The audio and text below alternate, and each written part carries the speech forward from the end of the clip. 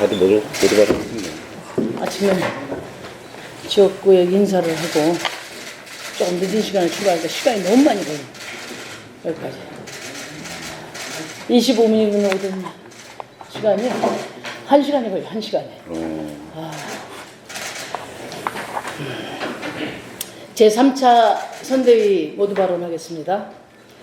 어젯밤 미래한국당이 공관위를 열어 황교안 대표의 요구대로 5명의 비례 순번을 대폭 조정했습니다.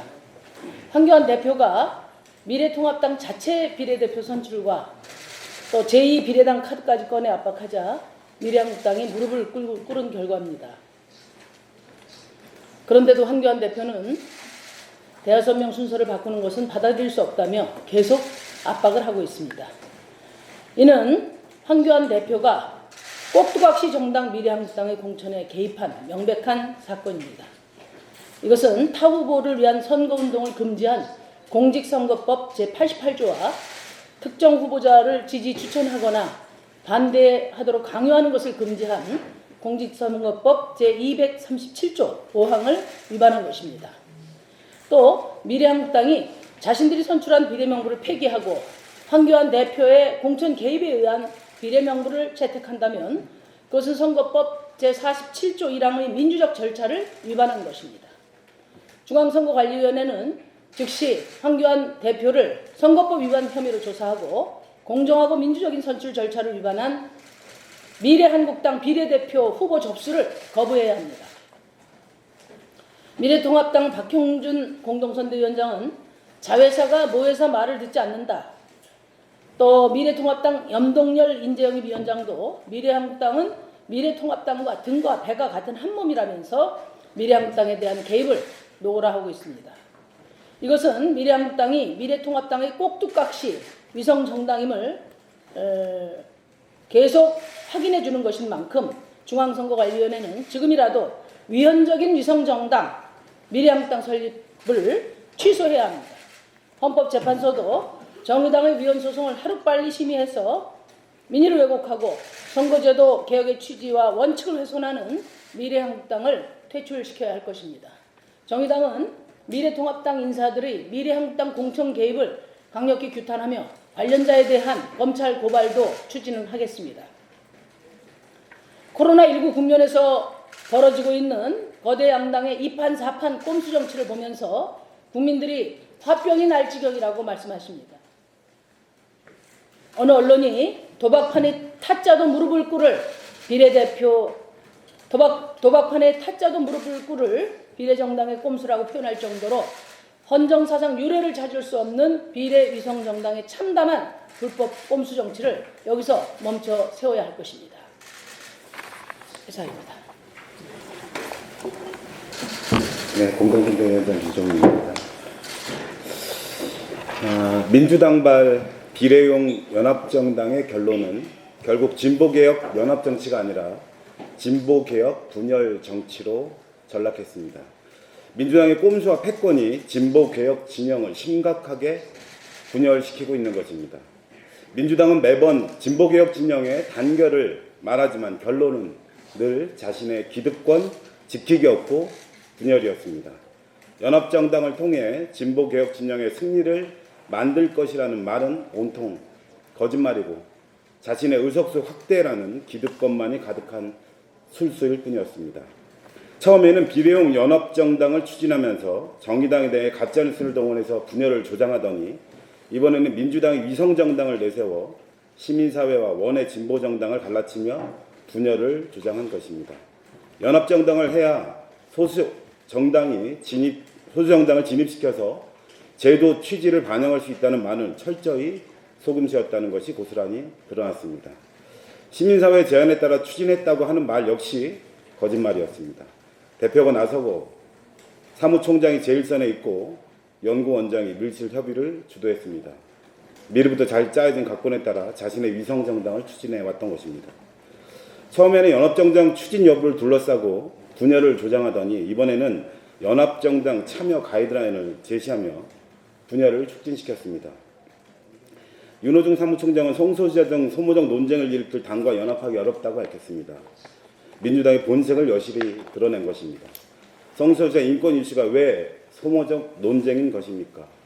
묻지 않을 수가 없습니다. 그렇다면 기후위기 시대 탈핵 환경운동가는, 페미니즘 이슈를 주도하는 여성운동가는, 최저임금 1만 원 이상을 요구하는 비정직 노동자는 되는가 안 되는가에 대한 답을 해야 할 것입니다.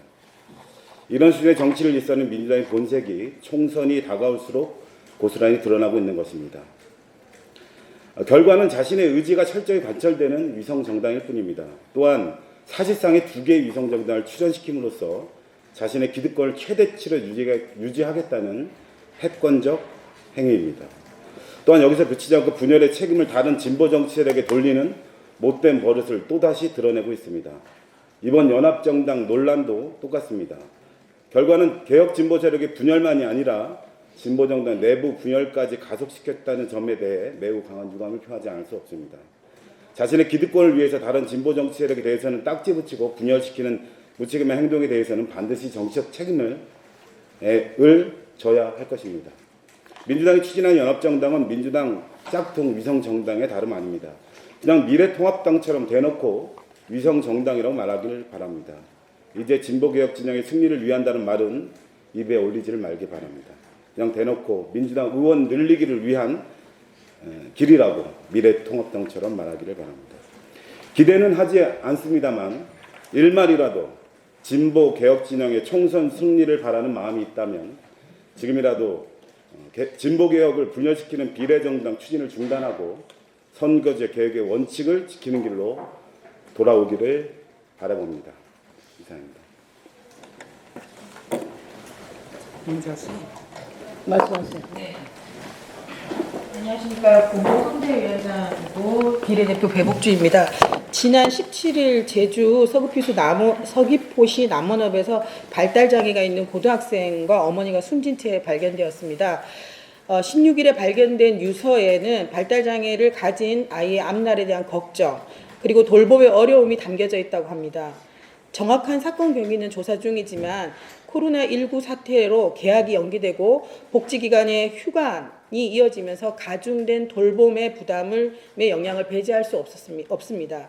재난은 사회적으로 취약한 상황에 놓인 사람들에게 더욱 가혹하고 심리적 재난으로 이어진다는 것을 보여준 비극입니다. 어제 문재인 대통령은 코로나19 사태 극복의 키워드로 연대와 협력을 제시했습니다.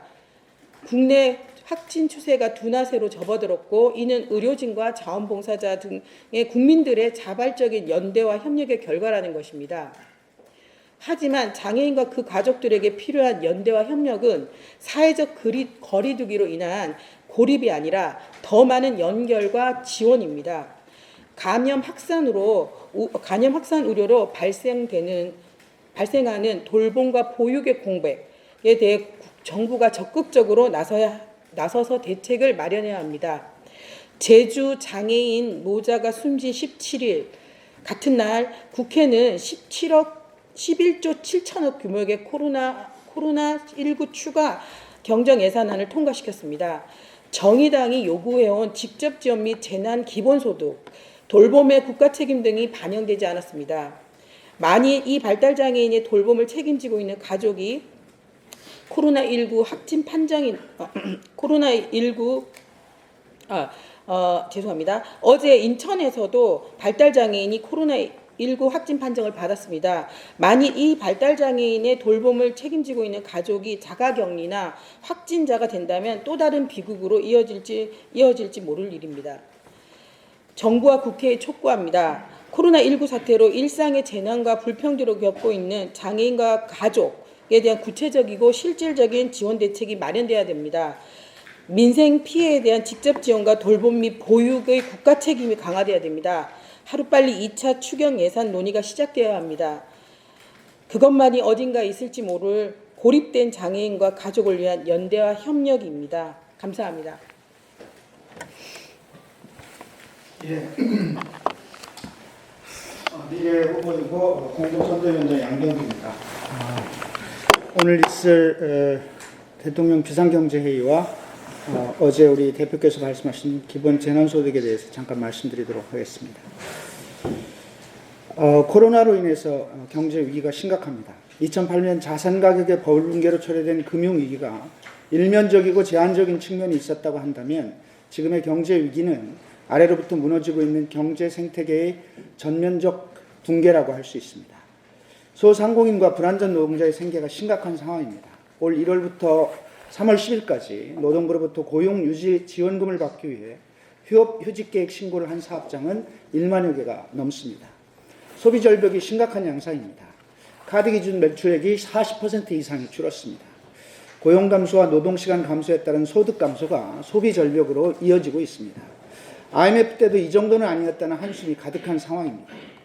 이러한 상황에서 자금 유동성이 어느 정도 견딜 수 있는 대기업의 경우는 버티겠지만 중소기업의 경우는 매우 심각한 양상으로 전개될 것입니다. 이래저래 불안전 노동자와 중소상공인에 대한 생계가 매우 심각한 양상입니다. 비상한 처방이 필요한 시점입니다. 현재 위기는 소득의 전면적 감소로 인한 소비 절벽이 빚은 상황이므로 시장에 현금이 공급되어야 정상적인 소비와 생산 활동이 이루어질 수 있는 상황입니다. 경제 생태계를 복원하는 전면적인 조치가 필요합니다. 그래서 재난기본소득이 필요합니다. 정부의 전면적인 확장 재정이 필요한 시점입니다. 정부의 추경 편성은 한마디로 금이간독에 물을 붓고 있는 형국입니다. 그나마 그 물도 충분치 못합니다. 11조 7천억의 추경 편성은 세익경정 3조 2천억과 세출경정 8조 5천억의 합에 불과합니다. 세익경정 3조 2천억 규모는 실제 시장에 얼마나 자금을 공급하는지에 대한 통계가 될 수 없습니다. 또 세출 확대 규모 8조 5천억은 실제 이는 1조 7천억 원의 융자 사업과 교부금 등의 금액이 포함되어 있습니다. 예비비 증액 1조 3,500억 원도 편성이 그렇다는 것이지 증액 금액이 모두 지출된다는 보장도 없습니다. 큰 틀에서 보면 이 모두는 저리에 돈을 빌려줄 테니 돈을 더 빌려라라는 것에 다름이 아닙니다. 정부의 정책 중 기준금리 인하는 이런 메시지를 주는 것에 불과하고 추경 예산 또한 대부분 대출에 집중되어 있습니다. 무엇보다도 있는 예산 총액의 변화가 없는 것은 조삼모사의 다름 아닙니다. 그 노력을 모두 폄하하는 것은 아니지만 지금 경제 위기에 비추어 택도 없는 추경입니다. 지금 멈춘 경제 생태계에 필요한 것은 대출이 아니라 현금 흐름입니다. 정부는 오늘 비상경제회의에서 즉각적으로 100만 원 재단 소득을 포함하는 추경 예산 편성에 대한 방침을 마련해야 합니다. 과도한 재정 적대에 대한 우려는 기우입니다. 이미 미국은 1조 2천억 불 재정 지출 방침을 발표했습니다. 미국 GDP의 5%에 이르는 수준입니다. 우리의 추경 편성 11조 7천억은 GDP의 0.5% 수준에 불과합니다. 스페인은 GDP 20% 규모의 274조 원을 풀겠다는 방침을 발표했습니다. 3개월을 계속 50조를 지출한다고 해도 150조이고 이는 GDP의 5%를 약간 상회하는 수준에 불과합니다. 부자에게도 재난소득을 줘야 하는지에 대한 논쟁으로 시간을 허비해서는 안 됩니다. 지금의 상황에서 필요한 것은 시간입니다. 부자 선별을 위해 드리는 시간은 골든타임을 놓치는 일이 될 것입니다. 뿐만 아니라 스스로 가난과 재난 충격을 입증하지 못하는 취약계층을 배제하는 우를 범할 수 있습니다. 연말에 소득 수준에 비례하는 누진 징세를 통해 역진에 대한 우려를 보완함과 동시에 재정 적자도 충당할 수 있습니다. 정부는 비상경제회의를 정말로 비상한 심정으로 하기를 바라는 마음입니다. 특별히 초당적으로 비상경제회의를 구성하는 방안도 적극 검토해 주기 바랍니다. 지금은 기술적 접근이 아닌 정치권 전체가 경제위기의 극복과 사회적 약자들을 위한 비상한 결단이 필요한 시점입니다. 재난기본소득을 포퓰리즘이라는 이름으로 경언하는 것은 국민의 삶을 포기하고 경제를 내팽개치는 일이 될 것입니다. 재난기본소득은 지금 상황에서 가장 과학적인 대책이라는 점을 분명히 인식해야 할 것입니다. 네, 또 말씀하실 분 계십니까? 그러면 모두 발언을 마치고 선대위원회 회의를 시작하도록 하겠습니다.